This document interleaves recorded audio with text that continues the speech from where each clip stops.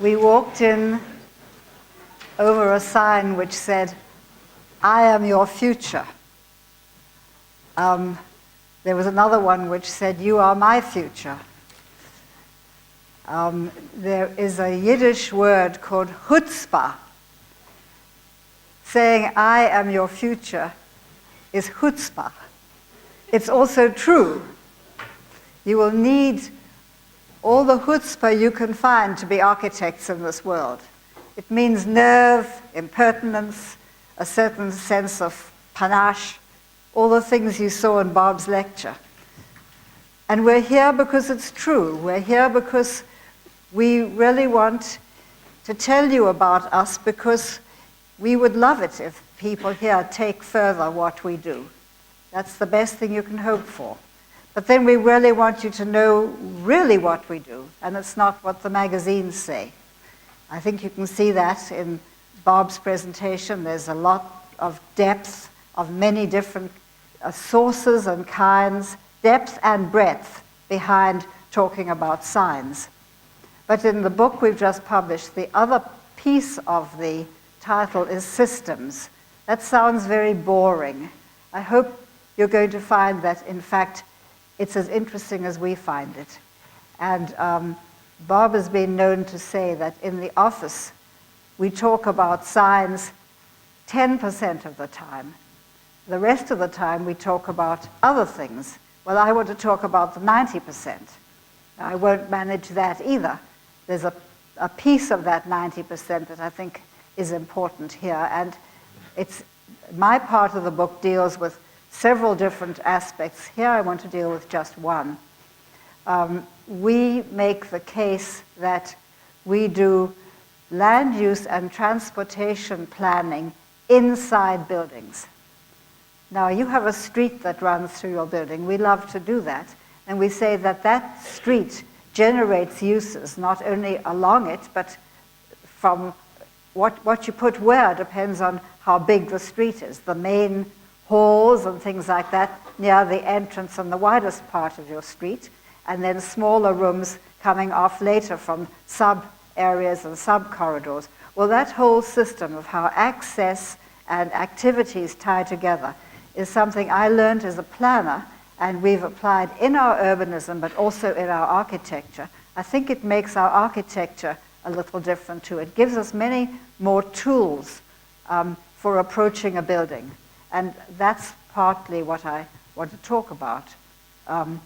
Now, I find that when you talk with architecture students about that, it's hard for them. They think it's unusual material. And I found that if I talk a little bit about how I came to learn it, it makes it a little bit more simple for them. So that's where we start. And can we have the lights off? Look where we start. I hope everyone here sees the Sonnenstrahl Pavilion and the Vanilla Factory.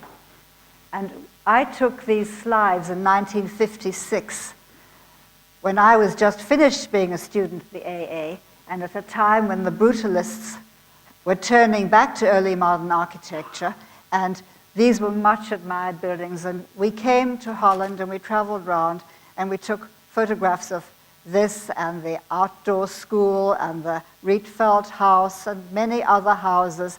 And this has been a love of mine from long before this time. Next slides. Because this was the house I grew up in. Now, my mother was an architecture student, and she dropped out and married, and she went back to her school friends to design her house. And they were busy failing architecture school by doing this kind of work. This was built in 1933-34. And you think there are no mythic qualities in early modern architecture? We played boats on those stairs. We got up on the roof to play. This, not the attic stairs and the chimney, was my mythology. But every child growing up in Africa, this was Johannesburg, knew this too. And this has very much influenced the way I look at everything. I say it's an African view of Las Vegas. By that I mean, we were told that the best culture was Europe. I was so mad at all those little European children who studied better than I did, knew more than I did, ate their spinach. You can't believe what was looked upon as right. Or the English people who would look at the beautiful veldt landscape and say, it could be a little bit of Surrey. And if it wasn't a little bit of Surrey, it wasn't any good. I painted snow scenes on Christmas cards. The trouble was snow in South Africa didn't exist. And Christmas was midsummer. So there was this displacement between the ought of the mother country and the is of your own landscape. And we were xenophobes. We thought our landscape was beautiful. So I said, why is Las Vegas not beautiful? Later. Next. So we were taught, we had a Dutch Jewish refugee art teacher in Johannesburg, and she said, you won't be creative if you don't paint what's around you. Learn from the life of the streets around you, which is African, Indian life on the streets of Johannesburg.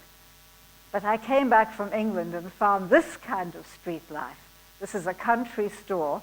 Can you see the bicycle there, the blankets from Manchester, now from Japan, and American sign, English sign, and Zulu sign. Multiculturalism and a refugee arts community gave me a background that I wouldn't have missed. Next. Here's African Mapak village interpretations of Western-style suburban houses and Gillette razor blades. They just went beautifully with their kind of vocabulary. And here is an African's interpretation of the city of Bulawayo with its train station and its skyscrapers. Don't they look like Liebeskind? But this was about 1950. Next. Then I came to England, and there the is and ought was not the mother country and the colonial culture. It was working class life and upper middle class professionals who knew the way people ought to live. People ought to live in new towns. Well, you know, in the end, maybe people also agree now, but the first generations who had to move out of Barbed London to the exurbs had enormous difficulties, and the sociologists were talking a lot about that in England. And then Team 10 began thinking of that in Algeria and Morocco and places like that, how culture can be interpreted when it's put above the ground. Now, of course, we know that these were misguided and they didn't work, but they were valiant efforts, and I was part of that revolution. We were the ones who went to look for Peter Smithson and talk to him from the AA. And I moved from that to America next. And I met Herbert Gans, and he had us learn about the London East End and the Boston West End, and the same view of urban renewal as human removal, and the critique of architects' role in that whole misguided policy. And also, I was sent by my teachers to study urban economics of a certain kind. And economic disciplines have been very important to me ever since, and how they lay themselves out on the ground has been something that's been very important. Now, you can go back to much further than capitalist economy in thinking about how this works, but let me start here. The patterns of distribution that you see in Philadelphia, this is a metropolitan region, and it's about the 1950s, and you can see the rail lines very strongly here. The rail lines, the technology of rail movement determined that pattern. So that's one of the determinants of urban form that interested me very much. Well, of course, what happened later was the car filled these in. And the car has another kind of geometry, but this was a very simple and interesting one to understand. Here are analyses of Chicago. It's half a circle because here is the lake. And I can't remember what, you can probably read what this is, but it's some quality that diminishes from the center and another quality that grows from the center. But these are very interesting patterns. and the patterns are caused by economic forces or transportation, but they look like Paul Klee paintings, and I think they should be evocative, they should be a muse for urban designers. Next. Here are some other regularities in human behavior which you ought to be able to understand and even interpret them in architecture. This is the journey to work. You can see that people, now let me see the time. This is lunch hour. And this is people going in the morning, and that's the school trip. Then they go home, but it's not as big a journey here. And then there's another journey in the afternoon, going home, but more people. So that cusp is going in the morning and going home in the afternoon. Notice a few more people go home than go in. That's because of these people here. They go home afterwards. So, but look at that set of patterns, again, as evocative. And this is one called desire lines. And transportation engineers do this. They work out where every person who lives here is working. They take one person in one district, one line to where they're working. Here, now this is a rail city, Chicago, so they're all going to the center. But that pattern of desire lines, which can be computerized, is a very interesting pattern to learn from, even for buildings. You have a general desire line right through your building because you have a street that takes you everywhere. Well, how these things are used and measured is evocative for us. Next.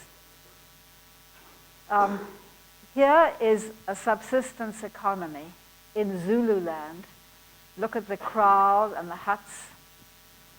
No roads. Cow paths down to the river. Now, it's a false situation because people are supported here by the men working in the city. But for all that, they scratch themselves out a living, and the absence of roads is startling compared with Philadelphia, an advanced capitalist economy that it supports itself by movement and communication.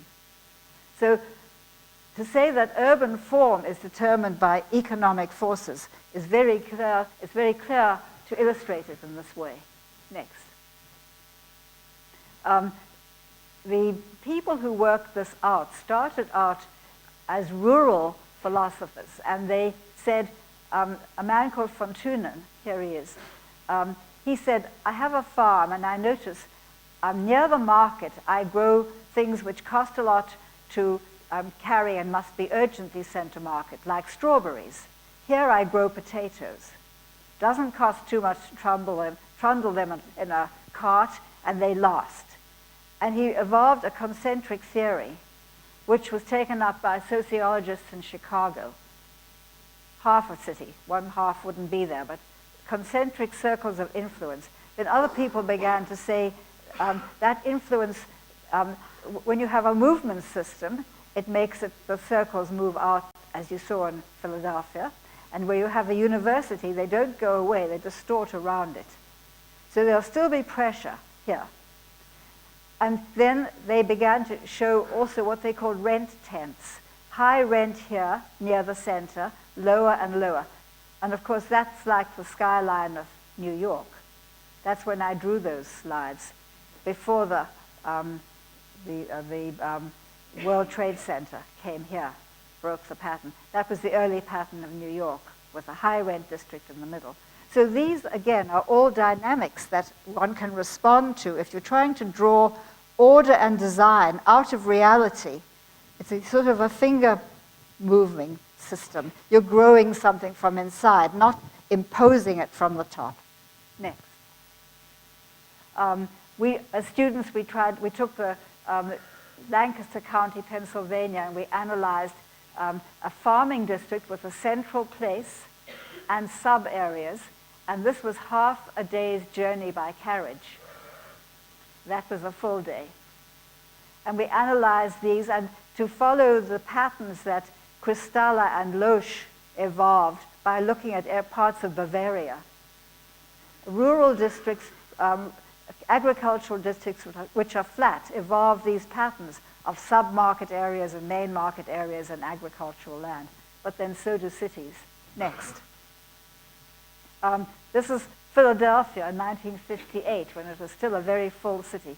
My professor of economics used to say, if you get a real land use pattern that looks like a bruise, and here you see this mixture of industry and commercial. Commercial is always red, residential is yellow. Look at these beautiful interchanges.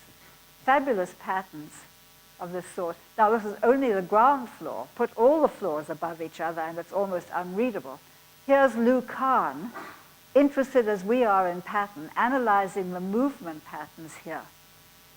So there's much you can do by taking out an urban variable and isolating it, seeing how it works, and matching two variables and seeing where that leads you. And we use that as a design tool for urbanism, urban design, campus planning, and architecture. Next. Here's Las Vegas. Here's the Strip.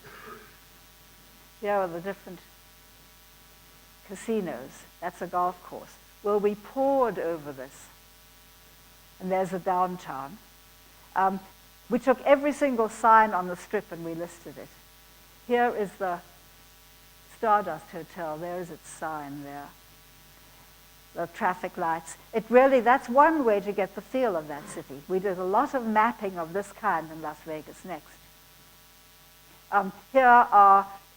It suggests the electric lights. You can't see the importance of the signs from a map or from an orthographic projection, from ordinary plans. But we suggested the degree of intensity of different types of signs, retail, housing, and different things like that, from these casinos on the Strip. And that begins to suggest the feeling of the neon. Here we showed, this is not upside down, the sign's the wrong way up.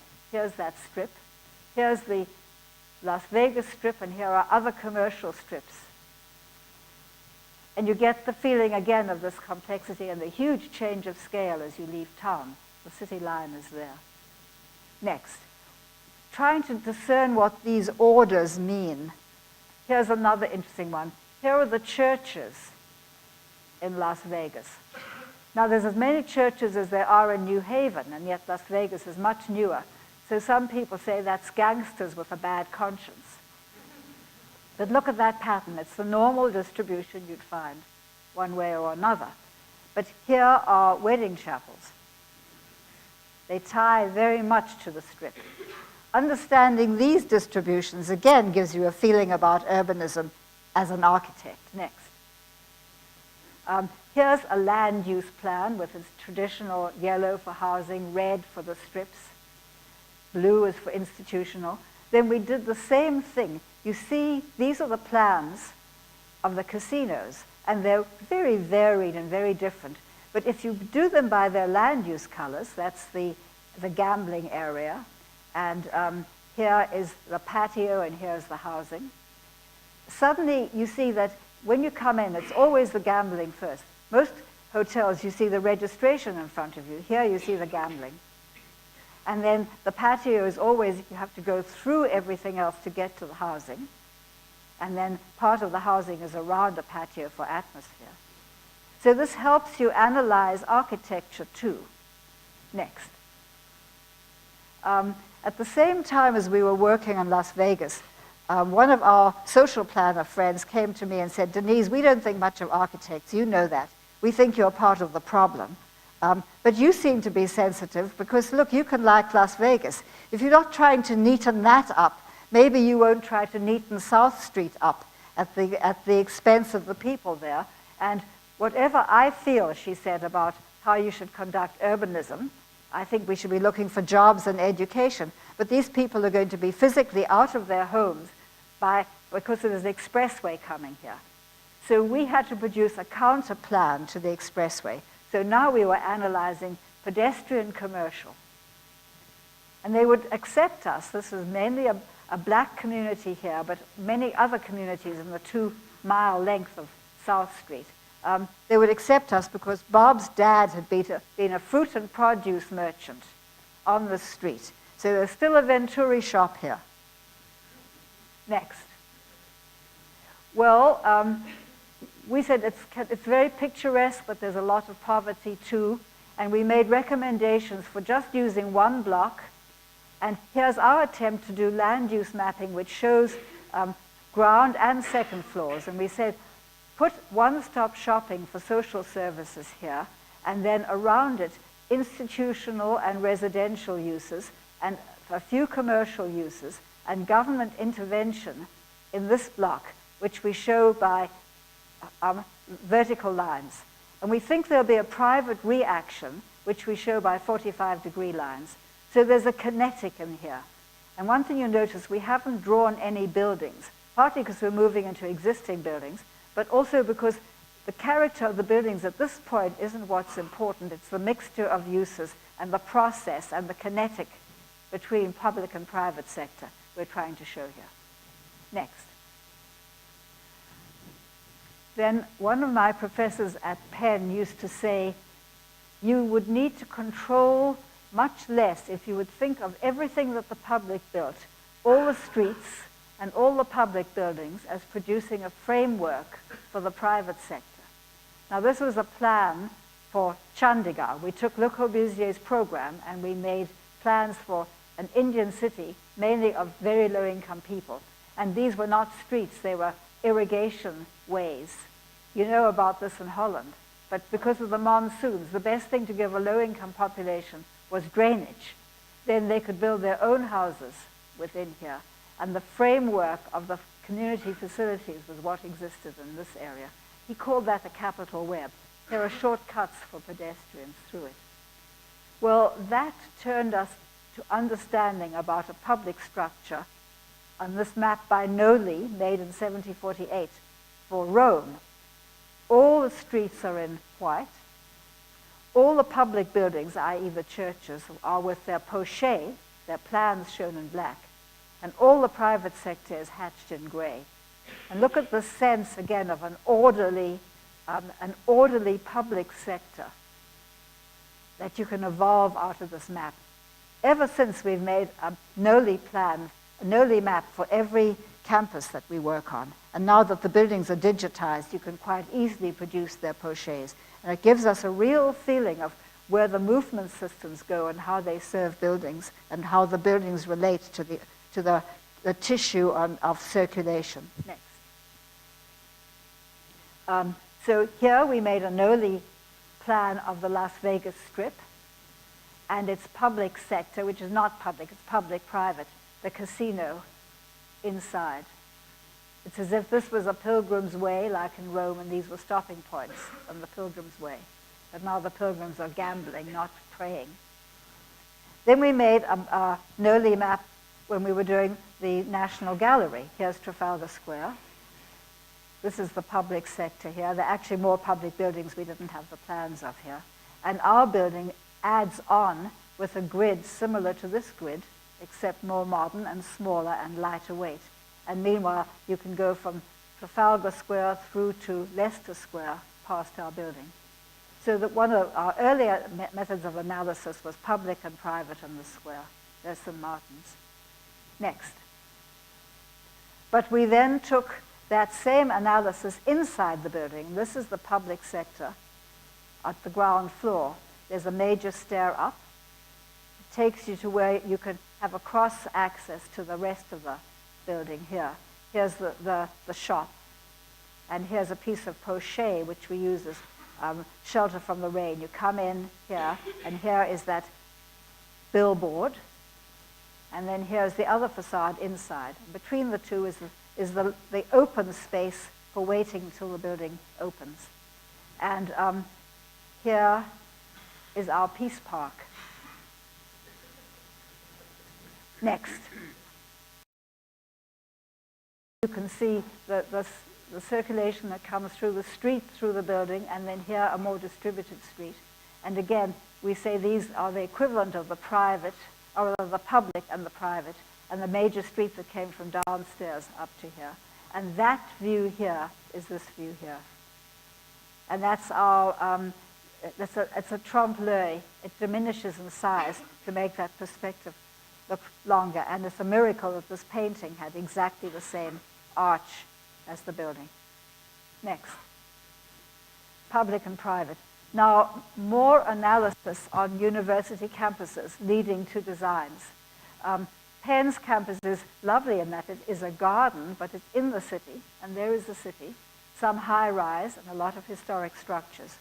And we were the campus planners, and we were also the designers of the first major increment of the plan. Next.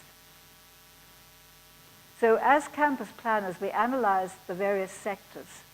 And here is the core, but the city runs right through, not through the very center. And the medical center and various other sectors like that. Running parallel with that is an open space system. Closed roads here, which produce major pedestrian movement, and then subspaces within it. We had to understand that as a system too. Next. More activity patterns. We pulled up the rosters, the computerized rosters of a sample of freshmen, and we took their home address and their first class, and we mapped their movement systems. And look at the pattern it gave us. Now, here was the old center of the campus. When I was a student, this was thronging with people. They changed the uses here. This used to be the men's dormitories, and they all went to breakfast here. They closed these kitchens. They put more dormitories here and here. And suddenly this died. So I said, also, by the way, if we'd taken graduate students, there's a movement system here as well. I said, it's not too difficult to bring back movement into here. One of the reasons I could say that is here are all the classrooms. This very big classroom is right here, this building. Ugly, nasty building, but many, many people come right here. I said, the people who come here, we can get back into here. Next. Here's movement of people going to the medical school.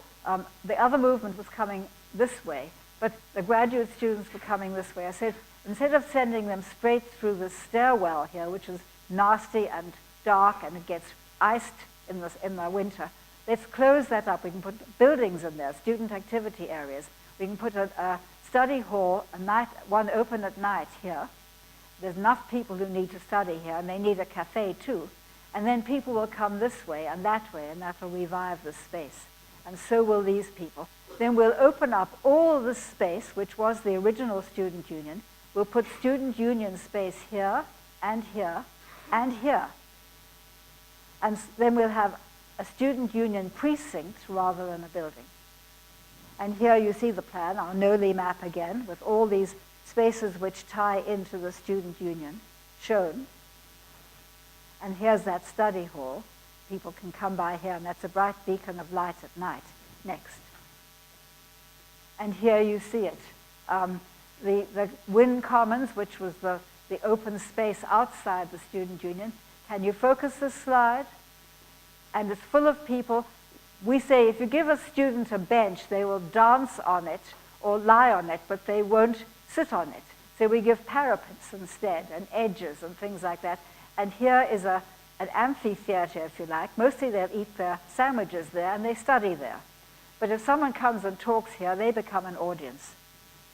And at the other end, there's a rostrum like that. And in fact, people, every Wednesday, they set up, and a professor is allowed for 1 minute to say, this is what my subject matter is about, to the assembled throng. So they use these as an open stage. On the inside, there's study halls. We refurbished the old ones. We made a very big cafeteria down below. And we also made a big information desk inside, but the scale of the outside, because it's for the whole precinct. And I wish I could tell you how this learned from Vermeer. Maybe I'll be able to tell you later. Next. Here's that lit up student study hall. And you can see there's the cafeteria there. And it's very well located in relation to where the stairs and the elevators are. So in fact, you see people doing just what I hoped they would do there. Faculty members correcting papers, graduate students sitting and drinking coffee here. Houston Hall is a more rowdy place for more undergraduate students.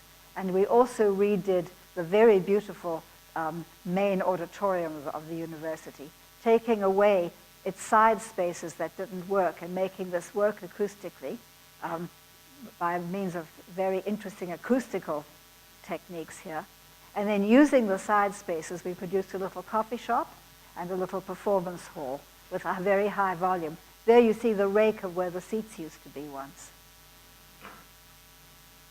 Next. So we went from analysis, careful choice of variables, overlapping of variables, to design. It's not the only way to do design, but it's a very useful way. Now here's the University of Michigan. It started in one block here, and look at this beautiful early little grid, 1840, and that mountainous area here, hilly area, and the river 40 feet below, down there. We mapped all the activities on the campus. Look what happened to the campus. It became 3,000 acres. It's about 1,200 hectares. It goes further here. It goes much further here. I was the campus planner for this whole thing. It was a real wonderful challenge. Here's the town. Town and gown are like cells in osmosis, and residential around it. Here's the main street of the town, and here is an important axis through the campus as well. This is the architecture school, engineering here. Many, many problems that I can't tell you about here. A big floodplain here. Lots of trouble getting between these campuses. Next. Here you can see these different campuses. Look how huge they are. That's the main campus there. There's an engineering campus here, and then much more this way. We analyzed how it had started. And this is 1963 diagrams of, they said you can't grow in the rest of Ann Arbor because the city objects to the growth. You have to grow as a new city outside. So that's the first mention of the North Campus. It looks like those fried egg plans that they used to make for English new towns, but it became this huge thing. So in the end, they have all these campuses, 1, 2, 3, 4, 5, and 6 there. And we said, what's going to happen? Will this one remain the central one? Will you get 2 centers because this one is so big? Or will you, in fact, get 3 centers? We said we thought that's the one that's actually happening, and it's the most likely. And this is, a lot of this is wilderness. We had to do a lot of environmental planning here, and a lot of stormwater planning, all sorts of interesting ways of thinking about this, which architects don't usually do. Next. And again, here we mapped all the sciences. Academic sciences here, medical sciences here, engineering, another hospital here, and private sector, that's Pfizer, the chemical, pharmaceutical company there. And the sciences stalk across this city. And look at this hole here.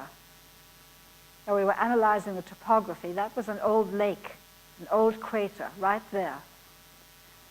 Here we showed all labs, studios, and lecture spaces, and I think those were all by size. And you can see these 3 patterns of density already. They thought they had a wilderness campus here, but it was already very dense. So those were the 3 patterns. Look at the hole in the middle, where the lake is. Next. Here we've mapped all the arts spaces and performance spaces in town as well as on the campus. And we find we have a kind of a locus like this. We said you have an art-science axis moving right through here and on, even into the medical school. And here we said there were 3 big sites. And I said, I think you're going to build 4 new life science lab buildings in the next few years. And they say, why do you think so? And I said, every campus I've worked on has done that. Well, indeed, that was their plan. So we then recommended that the life sciences be here. So we had an arts axis and a science axis over here. And the reason is because the academic sciences here and the medical sciences here, and this would be a good way through right there, past that big hole I talked about. Next. This medical school campus is like a fortress. 40-foot drop here, huge buildings here, very difficult to link across.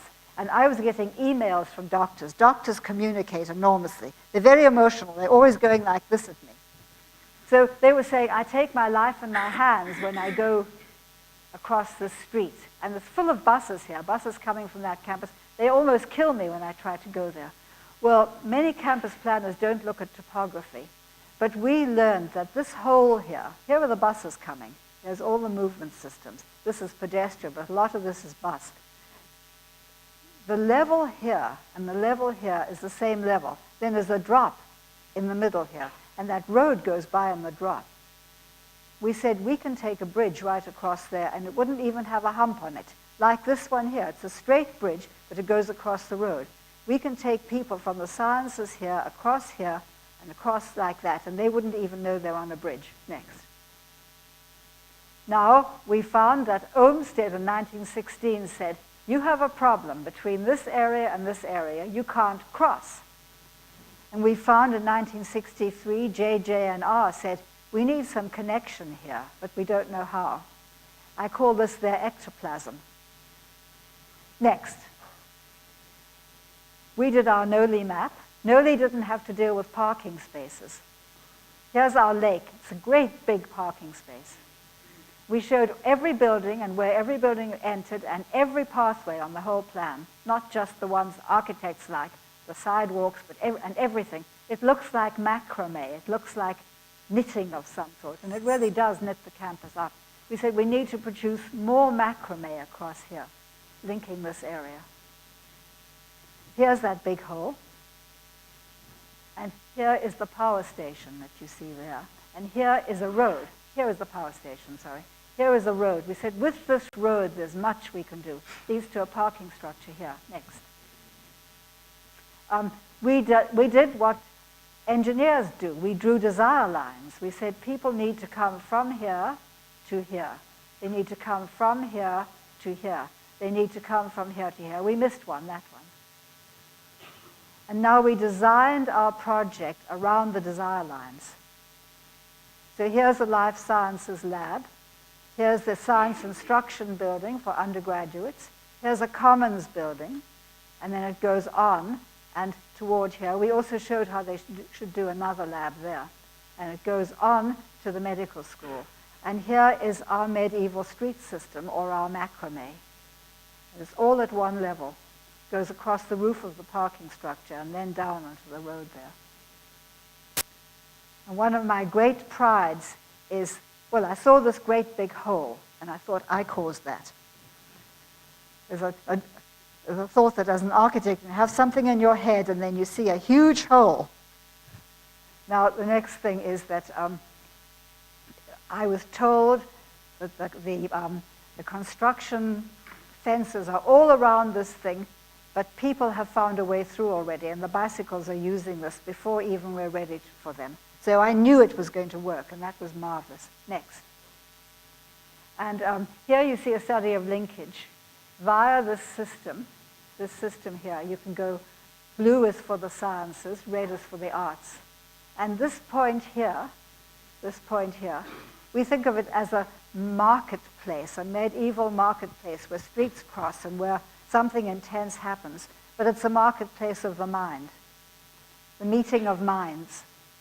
And we say if you are an academic from the sciences and you're walking this way to head to the medical school, and you go past at the second level here where there's a big coffee shop here, and you look inside and there's your friend Joe, and you join Joe over a coffee there.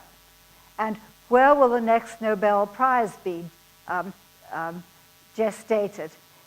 At the lab bench here or in the coffee shop? All of this is to induce interdisciplinary communication. Straight under the coffee shop is the other thing where scientists meet, bioinformatics, which means they meet around the computer and they discover that they use different letters of the alphabet for the same variables. So the whole thing is planned that these people will have a connection from the theater side to the art side in here. These people have a connection. These people can meet over a sandwich at lunch here, and there's also green lawns here where they can sit. So it's planned for that. And then inside the buildings, too, there are streets. In lab buildings, you may not have coffee at the lab bench. So the principal goes and has coffee made by the secretary, but the postdocs and the young professors go to the coffee lounges here, and there are blackboards there, and they start working and talking to each other and looking out of the window and seeing a different view. So there are streets in here, then there are bigger streets here, And the whole thing is planned for meeting. Next. And here you see it, and here you see these two buildings. These are in construction. These are constructed and are in use. This one, which doesn't show here, is in construction now, will be ready by the end of the year. Next. Again, land use planning inside the building. This is the corner store. Needs to be on the corner. I had to really fight to keep that building in the corner there, like that. And here is the coffee shop. You go by on this bridge, and you go around like that. As you turn, you can go in there. We want a big sign in there. Had to fight them for the sign, too. And then upstairs to the other parts of the building. And downstairs, here is the, this here is the bioinformatics. No, this is bioinformatics. And here is the cafe, and then this is conference space. That's the size of an atrium we produce. We do not believe in all these swooping atria you have all over neo-modern architecture. Ours is 8 feet wide, but it looks out over that beautiful green. So we use the outside space to augment, and we keep this very economical. Next. Here is the street through the lab building. These are fascinating buildings. You think lab building work is dull. It is not. And this is like an urban grid. And here are the streets. This is a ghost street because it's really part of the lab. Here's the main street. This is the supplies and support systems for all these labs. And here are the faculty offices. And here are these coffee lounges. Sometimes we make them with a more kind of public sector shape. Here we couldn't do that. But the ones at UCLA, this shape is much more like a piazza or something. And of course, they are fairly near the elevators as well, these areas here. Next. And here's the meeting of minds with the 3 buildings facing it. We dearly wanted LED associated with these areas. That if you shone a flashlight very strongly here, the places that it illuminated should have communication. It's very difficult to do that for lab buildings, but there's still a meeting place.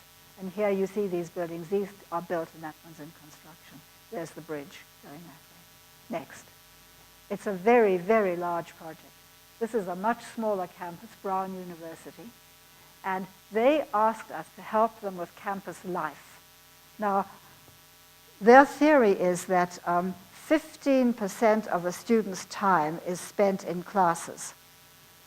Now, we say coming out of a classroom, if you get in discussion with someone, there should be a coffee shop you can go and finish the discussion. And then where did you learn more, in the lecture or in the discussion? Now, they call that co-curricular. And they want to produce campus life facilities where people will want to do this. And food, it's student meeting and organization spaces, and it's fitness facilities. That's part of campus life. They want to teach people about health and looking after themselves for the rest of their lives. So there's many ways in which campus life facilities are part of this co-curricular life, and also then residential halls are. And because American students live on campus, they do all this on the campus. And here are all, we operate a democratic planning process, and here are all the people we talked with. And we made presentations to subgroups and major groups, and it was really back and forth. It's also a beautiful campus. Next. So here you can see the very picturesque kind of campus, which infused and enthralled our Chinese clients. I hope I have time to tell you how they looked at all of this, and they asked us to tell them what to do about Tsinghua University. But here they have what they call their beach. They can sit out on the steps here in the sun and do their work. Next. People lie out on the lawn and work. They work in groups. Now around computers, the whole thing of the library is changing too now. Library is noisy, and you work in groups. The Chinese said to us, but you know, we believe if you're not lonely and sad and cold and a little hungry, you can't learn. And we said, well, that's the monastic tradition, and it'll probably come back in America and Europe one day too. But nowadays, people think if you're not having fun, and if you don't have athletics in your life, and fitness, and student organizations, an ability to express yourself artistically, you also won't perform in the classroom. So it's two different philosophies. Well, we were trying to help these people improve their campus life system next. We again analyzed a land use pattern. Here's the town's main street. Here are academic buildings. You can see residential here and here. This was women and this was men. They have a problem now that they're co-ed and want to be together of the dormitories in two different places. And then there's a system here of academic uses, student centers here. And we made a pattern of that. You can see that it's kind of like an X shape. The academic goes this way and the residential that way, and Main Street there. Trying to understand what you would do about this pattern if you were trying to make student life more central. Now, student life is dispersed all over the place on this campus. It isn't central. Next. And you know, kids walk onto this campus and they're 17 years old and they're a little scared. And they look and they say, is this me? Do I feel at home here? Well, when they see those beautiful study halls at Penn and the little art gallery we made out of a basement space, they say, oh yes, I like this. And if they don't like it, they'll go somewhere they do like. So we try to analyze the circulation patterns, the different patterns here, and tell them, here were 11 sites where they could put a campus center. We did the pros and cons of all those sites. And next, we came up with 3. We came up with various activity pattern possibilities, mostly around this one site, which was old lab buildings, but another one where the campus center could be here, and another one where you could have part here and part there. And then near the center, we showed 3 different ways of organizing these 3 different sites. Next. So here would be a new site, and it would be part of a walkway system here. You could build a very big building here.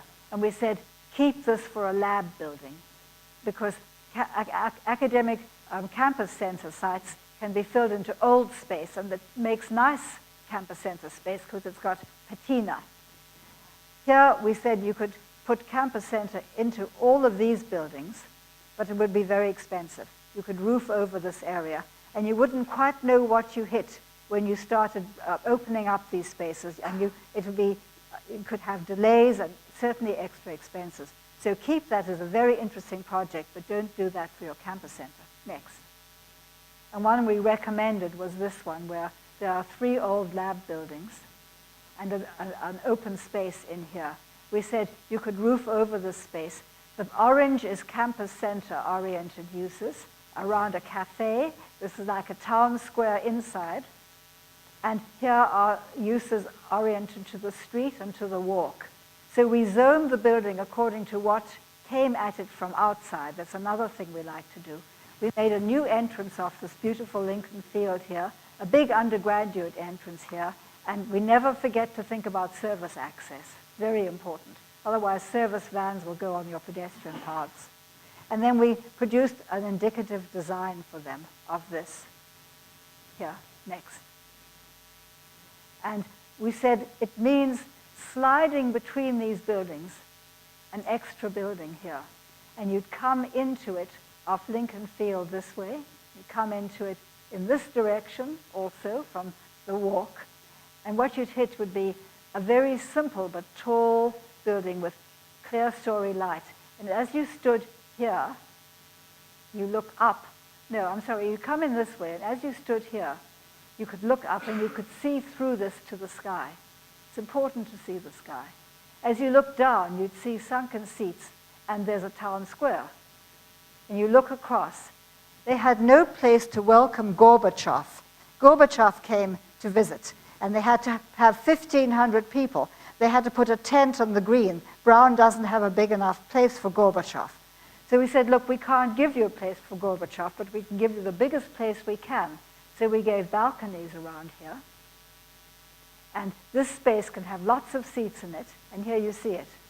And Gorbachev can stand here. Now, where is that? Gorbachev can stand here. Their balcony is looking down this way. And Gorbachev stands there. And then they can surround him all around, and we can actually fit in, I think it's 700 seats. Not 1,500, but 700. They're very pleased to get that. And so it's in a kind of found space way we can do the best. But most of the time, people are just eating their sandwiches here. There it is. And also there's a cafe there. And so, the cafe is this side, and they're eating their sandwiches on here. And people are standing around or sitting around in here. And that's the heart of the whole thing. We say a student center marches on its stomach. Next. And here you can see approaching it from the walk. You can have electronic information here. And this is not very clear, but approaching it from the green, and there's an arcade there. It's quieter on that side, more for graduate students. You get talking to graduate students, they really don't want to be overrun by undergraduates. And they like to drink coffee, and undergraduate students don't. Next. And here we made, these are kind of working models that we like to make, but you can't show them to clients because they look very crude. And one of our students, we have fantastic people working for us, and this is our student from Shanghai. He found a way to photograph it and then overlay computer Photoshop and computer-generated elevations and make it look a more presentable presentation for that back elevation. Yes, they're all existing buildings that we've moved into. I hope that's clear. That's not our design. These are Georgian. They're actually a 1930s Georgian. Next. That we don't have. Tell us about it. What are the educational theories behind it, and what are the planning theories behind it? Well, we pointed out to them that they do have a piece of it, and this piece here was in fact done 1910, 1911, when this was a preparatory school for Chinese students going to study in America. And this was, in fact, it's partly a Chinese landscape, but partly it was designed by Chinese architects who studied at our university in Philadelphia and University of Pennsylvania, and then went on to found Chinese architectural education. So we said this is a wonderful opportunity to recommit a tradition. So we said, you had a very beautiful campus. Then something happened. You built very, very quickly, and you built a Russian campus here. And everything is segregated. Men's dormitories, and undergraduate dormitories, and men and women in different buildings. Graduate men, graduate women, faculty, and foreign students. We said, well, why wouldn't you let the foreign students join in with everyone else? At first they said, well, because we give them a much better standard than we give the other students. I said, that shouldn't be, and anyway, it's ridiculous. They said, well, it's better than it was. We wouldn't even let our undergraduate students go into the foreign students' dormitories. Then we got the real story. People are afraid these people will indoctrinate these people. And of course, the university doesn't agree with that. And they realize if they're going to be world class, they really must think in an interdisciplinary, multicultural, international way, and they want to. And they're sure that eventually they can. And also they have to tie in with Beijing, which they really want to forget about. Next. Here's this beautiful landscape. But here's the modern landscape with no greenery. Very, very dense campus. Next. Here's this American landscape and Chinese, and this is the Russian. But when you see the buildings around it, this Russian building is much better than the 1990s buildings. And then you get these funny little areas of kind of honky-tonk, because everything happens on this campus. You are born, you may be educated, have your job here, retire here, and die here. Next. Dutch people will know about bicycles. You hit frontal bicycles, they'll kill you coming down here. And everything happens on a bicycle. I swore you could see a house on the back of a bicycle. And this is their delivery system during the day. And they go from their dormitories to their major 10,000 person lecture hall. lecture building, I should say. And that's why you get all these bicycles, because the lecture spaces are not near enough to the dormitories. And this is dormitories. Look at all the bicycles everywhere. Next. The bicycles are a treasure on this campus. They're absolutely marvelous. Here are the dormitories again. Next. This is Beijing, and here's the campus, and a set of ring roads. And here's the center.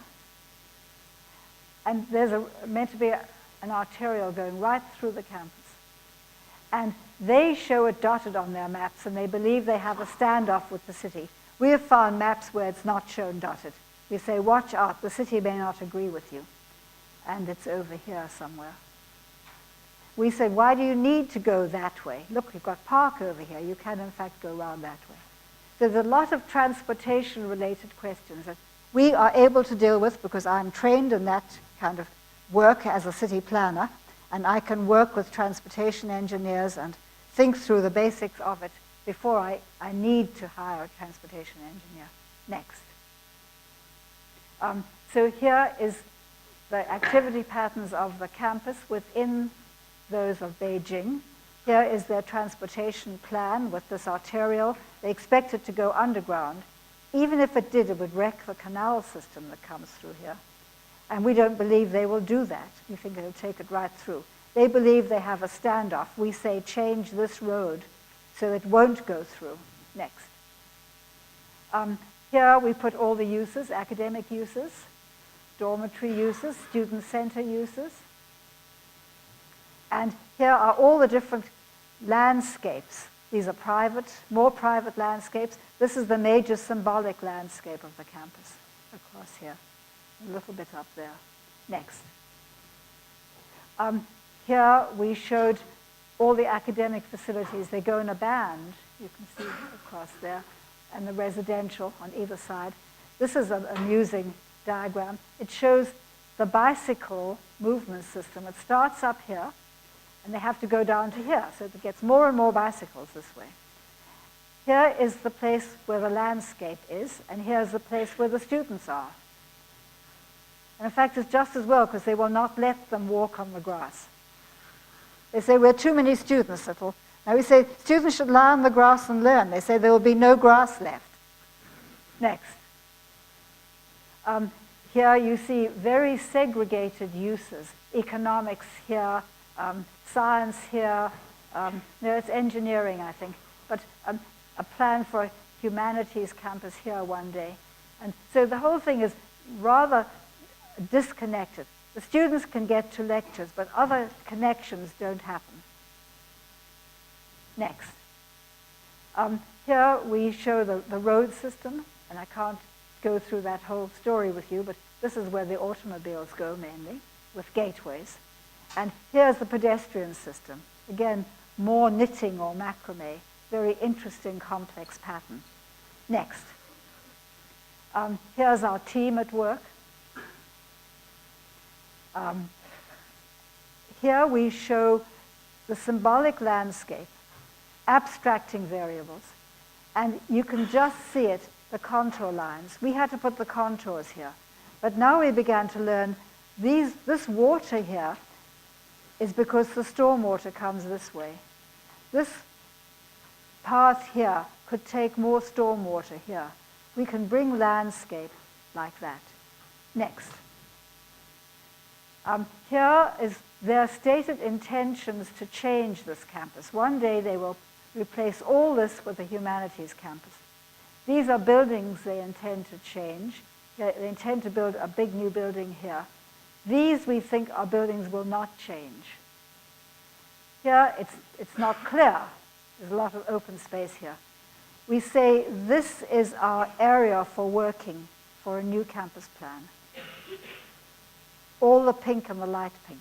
Next. Again, the analysis tells us that. Now we can say, extend this symbolic landscape, follow the river, and go into this area, and bring a new symbolic landscape as a means of structuring the campus and linking things. And it could look like this. Here's a path, much loved, running by the river. We could have another one here, and a bicycle path too over here. And then here we can have a new retention pond. We can give a beautiful soft landscape for this very dense, hard area here without interfering with the land that they have planned sports. And then we can associate all the new growth with this next. So here you see we're saying major shared public facilities can be in these areas in purple. Major new lecture halls in blue. Academic departmental faculty growth in what we call blue rice. And orange is campus life facilities. And that is our new spinal structure. And here we show these different campus centers and the walking distance to them. Next. Here we show the kind of linkage that will then happen right across this area. And an important linkage this way along the greens. This will be what will build the campus, this movement system with the buildings along it. Next. Then we say that will create desire lines across here. Now look at those desire lines over the pedestrian movement system. You have places for meeting of minds, but you have to think about how you adjust these two patterns so you don't destroy the beautiful landscape but make it usable and available.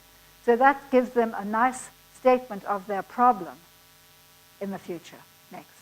I think I'm going to stop now because I can show the rest in the seminar.